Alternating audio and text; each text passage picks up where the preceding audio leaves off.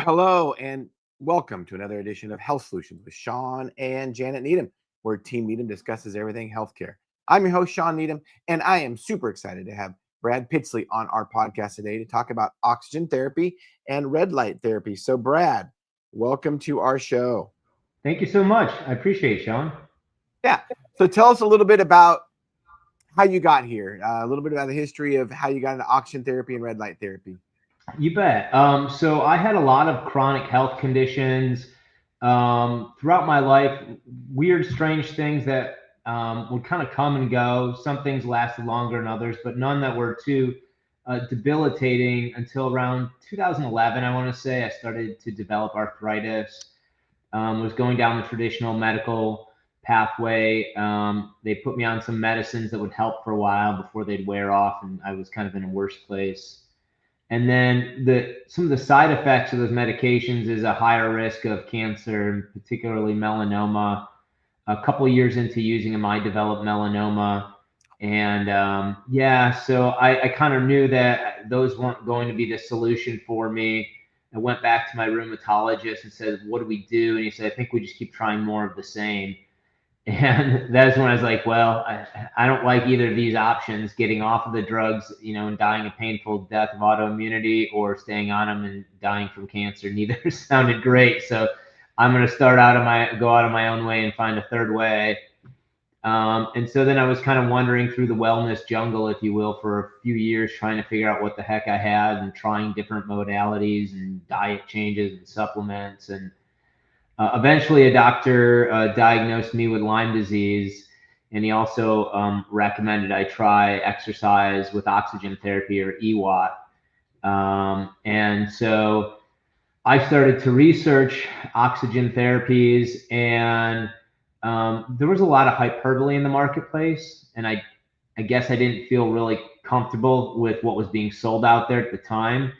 And I didn't believe it would help me because, I tried everything and not a whole lot did a whole lot for me. So these companies were charging a lot of money at the time, $5,000 to $25,000, and that was a big experiment, I felt like, for me.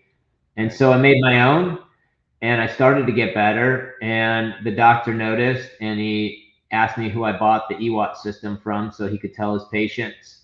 And I told him I made it, and he was shocked and said, "Would you consider making them for my patients?" And so we started making exercise with oxygen therapies in 2018 with the goal of bringing the price down and making it affordable so more people could afford it and benefit from the amazing benefits of exercise with oxygen therapy. And then, of course, there's So a here's what website. it looks like now. Right. So tell me, this is what it looks like now. Tell me what it looked like back then. I'm assuming it's progressed a little bit. Yeah. So when we started, we started, building out a supply chain and manufacturing these, and I didn't really know how we were going to sell them. I started knocking on the doors of alternate health doctors and seeing if they would refer folks, and I got a few referrals. And then I started going up on, some other websites and trying to sell through that. But eventually we launched our website, and at first it was pretty coarse, to be honest. I think like any good startup in your garage. And as we've built momentum over time, we've tried to really reinvest in the brand, reinvest in the product, and the experience and the customer experience and everything. And then along the way, I'd learned a lot I learned so much because I was like a human guinea pig. And so I've always wanted to bring some of these wellness tools to life. And we also brought red light into it, which a lot more folks have heard of red light therapy. But what they probably don't know about it is it works very similar to EWOT in the essence that they both deal with improving oxygen availability in the cells. Now, with oxygen, exercise with oxygen therapy. So, I mean, when you first started it, I guess I'm asking how crude a system was it? Was it basically just an oxygen mask and you're pedaling your bike or exercising, or tell me about that? Yeah, so I always tell folks we don't sell Coca-Cola, we just sell a Coke can, meaning the stuff we sell is just really a container The magic is all in the oxygen that's in the room around you. All we do is we purify it and collect it and deliver it to you while you're exercising. My first system was quite crude. You know, it was something I built, you know, out of pieces and parts at the hardware store, and some things I could pilfer over here, and buying a mask over there, and, you know, cobbling something together just to, I wanted to see if it worked. And probably when I started noticing real benefits around, for me, it took a long time, longer than most of our customers, but for me, it took like 3 months. And once I started noticing those benefits, I was like, then I went back to the drawing board and said, how can I make this thing better and more robust? I see. So it's not an oxygen tank that you put oxygen on and you exercise with, I'm guessing. No, no, it's not. So when you exercise, you could easily use 50 or 60 liters of oxygen a minute. And so you only need to do EWOT for 15 minutes. 15 minutes of cardio while breathing oxygen is essentially the protocol for EWOT. Now, if you were to use a tank, you would be replacing tanks very frequently. And it's just not practical. Right. And there's danger with having compressed oxygen, you know, around. So what we do is a little bit different, is we use a device that purifies oxygen out of the air. So when we're at sea level, the oxygen level is about 21%. We purify it up to 93%. But the devices that do this, they can only produce 5 or 10 liters of oxygen in a minute. And as I said, you need 50 or 60. So, and rather than having people buy multiple of these machines and trying to figure out how to plug them all into an outlet without blowing the circuit breaker, Right. what we do is we have one machine and it fills this large 1,000-liter reservoir. So, you know, and then they use that machine to fill the reservoir, and then they do their 15 minutes of exercise breathing from a hose that connects that reservoir to a mask on them. I see. So it's got a big reservoir tank to store up the oxygen. That's right. Yeah, I see. Okay, that makes a lot more sense. I'm a little bit familiar with oxygen concentrators, and yeah, you're right. They only do 5 liters a minute, and you know, so that wouldn't really work if you need 50 when you're exercising. So, well, cool. Right. Thank you for that. So, how did it progress from there? You just went to doctors' offices to try to tell them how it could benefit their patients? Well, yeah, there was a lot of kind of knocking on doors, and you know, some doctors listened, some I couldn't even get in the room with them. But I really knew I needed to get in front of people who needed it. And I'll be honest with you, there's probably not an adult in America healthy enough for exercise who couldn't benefit from it. It's pretty powerful. But really, we focused at the beginning where I came from, which was the chronic illness market. And then later we got into folks who were just trying, like in the anti-aging set or biohacking. And so it's kind of grown from there into more and more groups of folks who see a lot of value in this. Now, how did it treat your rheumatoid arthritis? Yeah, so great, really. Today I don't have any. I had so many symptoms. I won't just say it was arthritis. I had brain fog. I had incredibly low energy, inflammation all over my body, nerve pain. Lyme does so many horrible things to you. And I mean, I must have had 87 symptoms. I was kind of a shell of a person, to be honest, when I was starting this. Yeah, and I'm just thinking back in my memories of where I was there physically and emotionally. And today I consider myself, I don't think you ever really get over Lyme disease. Do I still think I have the infection somewhere in my body? Probably, but I'm like 98, 99% better. Like it doesn't affect me day to day, week to week.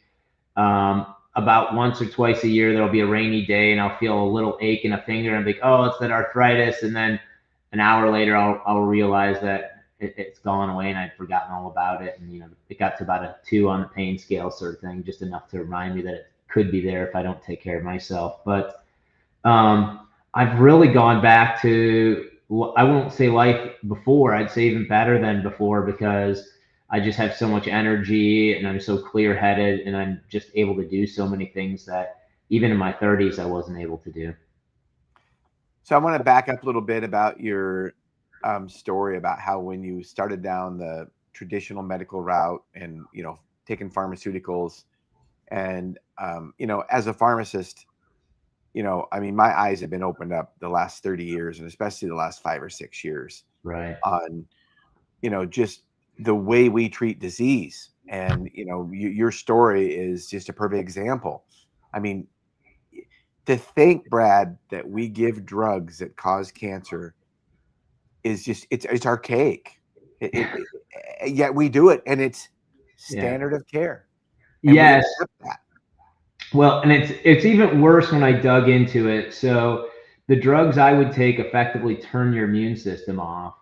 And if you've got an autoimmune disease, there's a high likelihood the root cause of that is a smoldering infection in your body that causes it. Might not be Lyme, it might be, it could be a different infection. And so and they know this, and so they force you to test only for tuberculosis. Like, hey, don't take this if you have an infection, and let's test for one of them. Yeah, that's a good point, right? Yeah, how silly is that? Make sure you test for one of them. Yeah, right. So, because they know if you tested for all of them and we had good testing for all of them, that would really hurt the business. Yeah. Well, I will tell you, as a pharmacist, and my wife's a pharmacist also. She's usually on the podcast with us, and we just don't. For this reason, we just don't believe in drugs to treat long-term disease.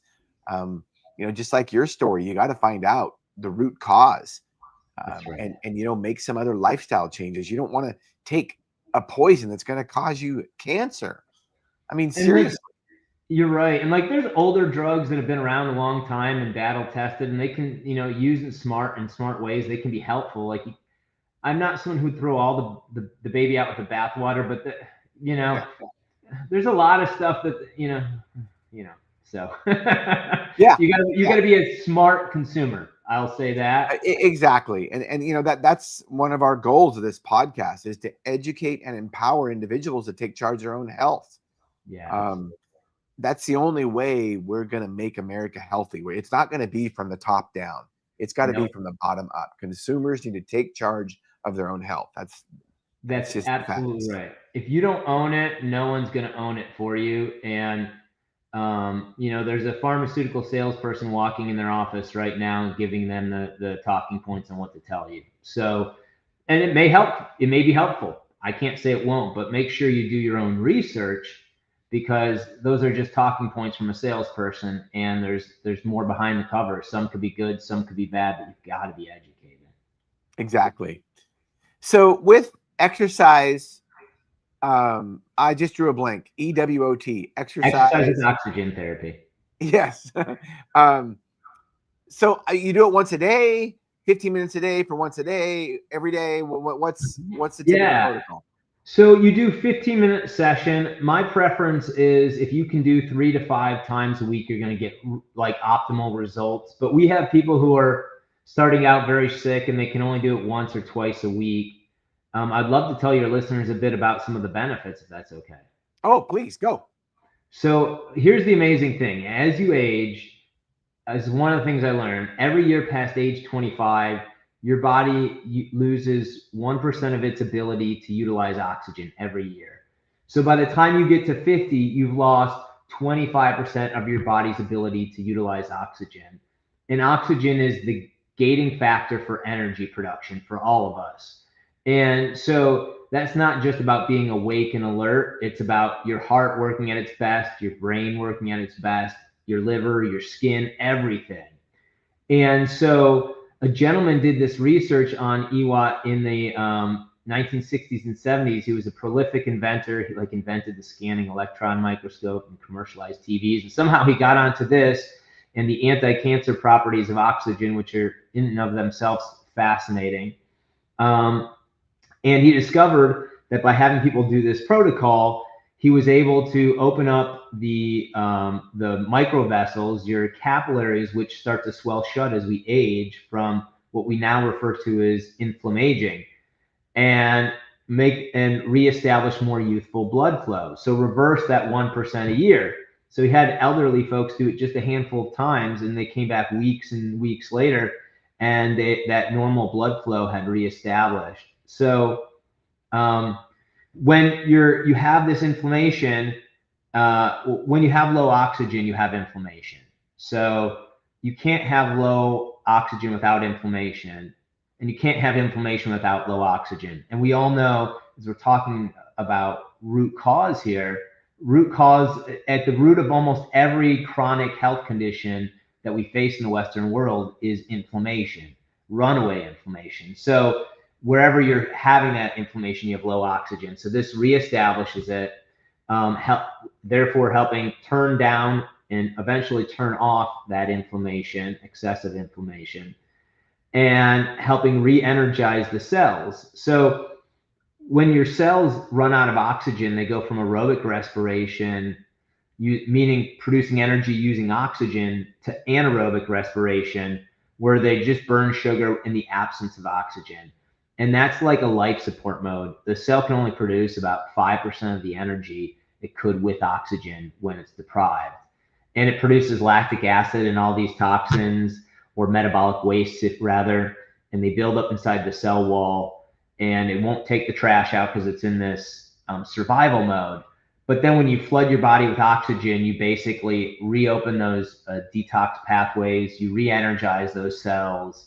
So we have folks, they'll tell us they have better memory, they have better energy throughout the day, none of that afternoon crash.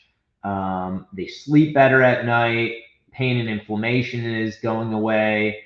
And we do have folks using it to treat every chronic health condition you can think of. Not treat, excuse me, using it to help them with every chronic health condition you could think of. And I'm talking everything from cancers to Alzheimer's to traumatic brain injuries, autoimmune conditions, long COVID, so many things. It's pretty amazing when you realize that it's just oxygen and it can do all of these things for your body. So I'm kind of a nerd when it comes to VO2 max, anaerobic, aerobic. I'm an endurance athlete, so I kind of nerd out on that stuff. So I'm going to ask you I might put you on the spot a little bit. Is that okay? Yeah, please. Okay.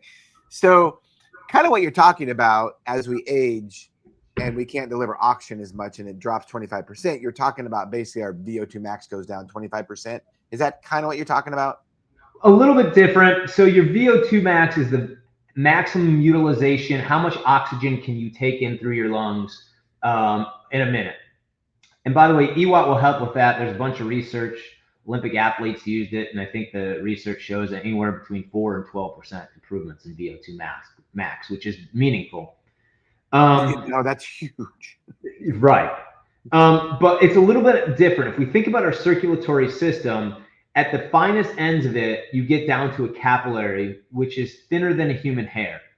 And that's the ends that are delivering blood to the cells. These capillaries, as we get older, they start to have swelling in their linings that line the insides. They're called endothelial cells. And these endothelial cells start swelling, and they actually swell shut. So now no red blood cells can get through because there's this crimp. And what we do when we do EWOT, which is really fascinating from a scientific standpoint, is we don't just use your red blood cells to deliver oxygen, because even those folks who have lower oxygen utilization, if we look at your red blood cells, they're at capacity. They're like 99% utilized. So there's no room for more oxygen. So what we do is we actually flood your blood plasma, which is this clear liquid the red blood cells ride on. And why that's important, it normally doesn't carry much oxygen, maybe like 2 or 3% of your oxygen. But in EWOT, we saturate it with oxygen. And that blood plasma is like 1,000 times thinner than a red blood cell. So it gets right through those crimped areas and immediately delivers oxygen downstream. But then it creates this anti-inflammatory effect. And that's that durable improvement that reopens up your capillaries and allows for the red blood cells to pass through as well. And so so VO2 is more on the intake side, and this is more on the cell delivery side, if that makes sense. That makes sense. Yeah, that totally makes sense. So when people are exercising with oxygen therapy, do they go hard? Do they go easy? Good question. Explain that. Yeah, so it kind of depends. Ideally, I like to see folks get up to like 70 to 80% of their theoretical max heart rate, which is a nice workout. But we have folks who are very sick, and all they can do when they start out is like bounce on a rebounder, walk slowly, march in place, do Right. calisthenics. The really fascinating thing about exercising with oxygen is how synergistic it is. So the first benefit you actually notice when you start doing it is the exercise is easier. So if you were running on a treadmill, and let's just say you were running at, I don't know, you're an endurance athlete, so you're probably running at 10 miles an hour. But we'll say you were running at 8 miles an hour on that treadmill, and you put the mask on, immediately 8 miles an hour wouldn't feel the same level of effort. You'd want to crank it up to 8.5 or 9.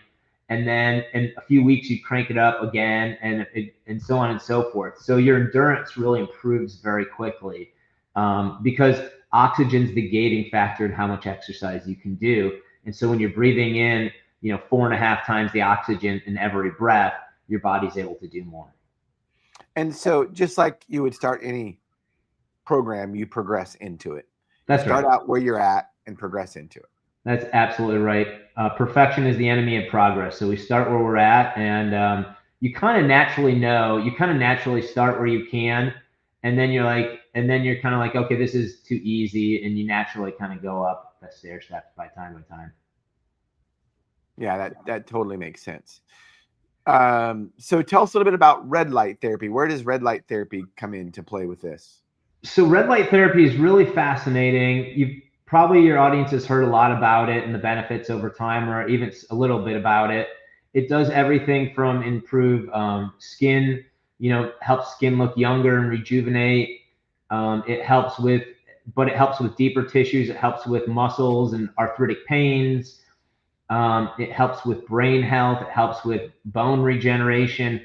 But the fascinating thing really about red light and near infrared light therapy, so when we say red light, we actually mean red and near infrared. Those are just two different spectrums of light. When the right frequencies are used, the way they benefit the body is all the same, is that they stimulate our mitochondria inside our cells to suck in more oxygen. And the mitochondria are the parts of the cells that produce energy. And so effectively, EWOT is all about creating a massive increase in oxygen supply. So in that is just to dimensionalize that for folks, in 15 minutes of doing EWOT, you can take in as much oxygen as you would in 12 or 14 hours in a normal day. So it's a massive amount of oxygen. You're just absolutely flooding all of your tissue with oxygen. So now you've got this massive supply. And so kind of the protocol is you do 15 minutes of EWOT, and then you get underneath the red light immediately. And then all of a sudden you're stimulating your mitochondria to want to suck in even more oxygen while your body's flooded. And so they work synergistically great together and really accelerate the benefits of both. That makes a lot of sense. So we have a question for you. You ready for this? Yeah. All right. So Francie Poole, thank you, Francie, for the comment. I've had Lyme for about 20 years and osteoarthritis, recently diagnosed with degenerative osteoarthritis. Do you think the Lyme disease is responsible for this? So I just want to say, Francie, this is not medical advice. You need to talk to your medical practitioner about this. But Brad, what are your comments about this? Well, he's right. I'm not a doctor, but I've spent a lot of time reading about Lyme disease, trying to find my way out of that jungle. And first off, Francie, I'm sorry you're dealing with this. It's a tough road. I get it. There's a really well-established link between Lyme disease and arthritis. As a matter of fact, Lyme disease was discovered in a town in Connecticut called Old Lyme when a bunch of kids started to develop arthritis. And so that was how we kind of found Lyme disease. And Lyme likes to attack collagen in our bodies. And so as it does, it's breaking down a lot of those support structures inside and around your joints. And it can cause various types of arthritis. So it would not be surprising to find out that the Lyme was at the root of that. Thank you for that, Brad. We do have another. I just like to stream people's comments that are watching and comment. Wayne Bailey, one of our loyal listeners. Thank you, Wayne, for commenting. Glad you like this. So as we wrap this podcast up, I want to show your YouTube video because you've got lots of educational stuff on there, right? Or your YouTube channel. And it looks like you've got, I don't know how many videos you've got. It says Usually I can see right away, but do you know how many videos you have, educational videos you have? I don't. We put out a new one every week, so I lose count of them. Right. I get it. But if you go to our YouTube channel, it's a great way to learn more. If this is interesting to you, you can learn more about EWOT, more about red light, more about how you use them together. And if you have questions as you read them, you just, jump into the comments. We're always reading all the comments and responding as well. So it's a great way to learn more about us. So how do people get started on exercise with oxygen therapy? So we sell 2 different systems. A lot of folks are intimidated when they see these systems, but they're really easy to put together. By the time you open it at your house, it takes about 15 minutes to put together. They're designed for folks who are dealing with brain fog and chronic illness issues, and so they're made to be super simple. Not, you don't need to download an app and stand on your head and say 3 words backwards to make it work. You just basically plug it in and flip a switch and go, sort of thing.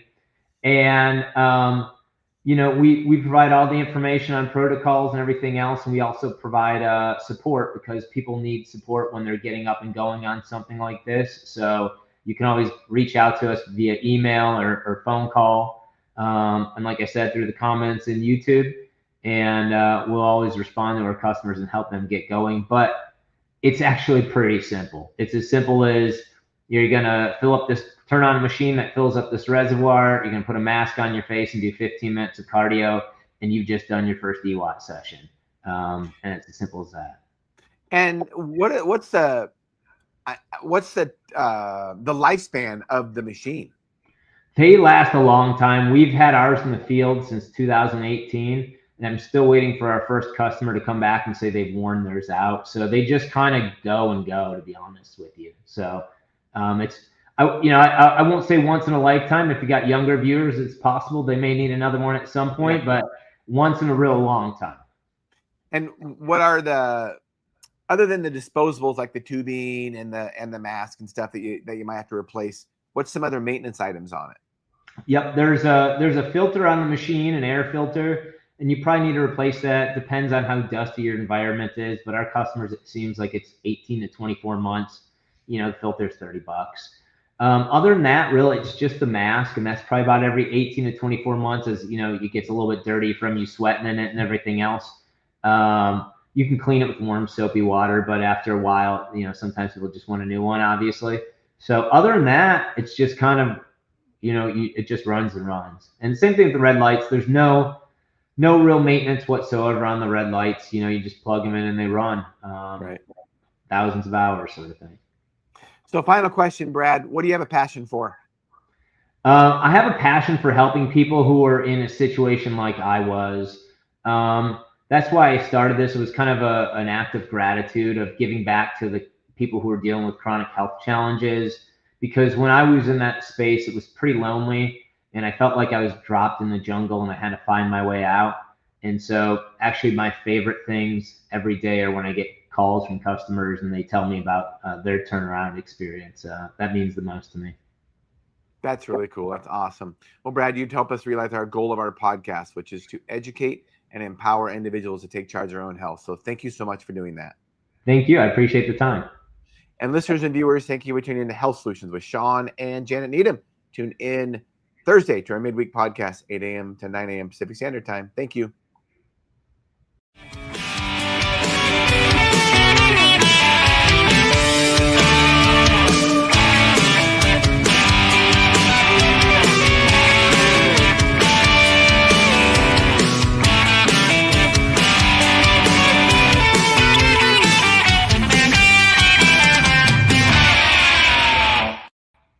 Brad, that was great. Thank you.